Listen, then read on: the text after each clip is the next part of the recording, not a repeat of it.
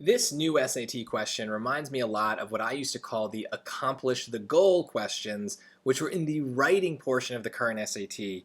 And we kind of see they're using that same phrasing, right? Accomplish the goal. So, yeah, it's basically the same thing. Now, the strategy for those was to turn off the part of our brain that cares about writing the best passage. There isn't really a passage here, but it's the same idea. Like, you are not deciding anything. This is entirely up to the SAT giving you a specific instruction that you have to blindly follow. Okay, so before I would read this passage, I would understand as best I can what is the instruction I'm being given, and they're clear about it. So the student wants to emphasize a similarity between the two works. Similarity between the two works. So now we have these notes on this guy and the works, but when I read this, I'm not really going to focus on the details, right? I don't care. I just care about a choice that's going to show a similarity between them. So let's just go to the choices. I think we can kind of figure this out from there.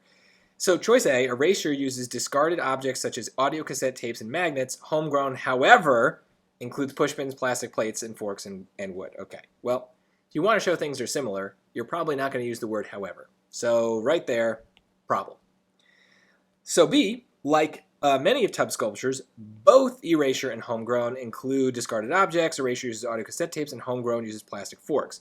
So look, it is kind of showing a difference, but it's doing it in a way that kind of includes a similarity. So I don't know that I would pick this right away, because that kind of last part that says how they're different is a little weird, but they definitely have that word both, which checks off my goal of I wanted a similarity. So this word is really important here. Let's keep moving. See, Tubbs' work, which often features discarded objects, has been shown both within the United States and abroad. Well, they're not even talking about the works at all, right? They're not talking about the works. So how can you show a similarity between the works if you don't even mention them? That's not good.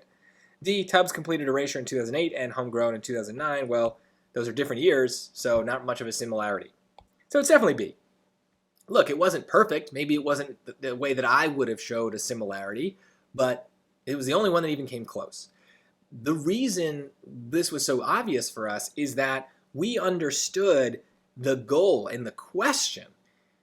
You don't need to focus on the details in the passage here. If you understand what you're being asked, it's really about the choices. In fact, if I had never even read these little bullet points here, I think I would have still picked choice B, because that's like how clear the goal is. Like it is just what we need to do. And if we can clue ourselves into certain words that we're then looking for in those choices, it's obvious that B has to be the answer.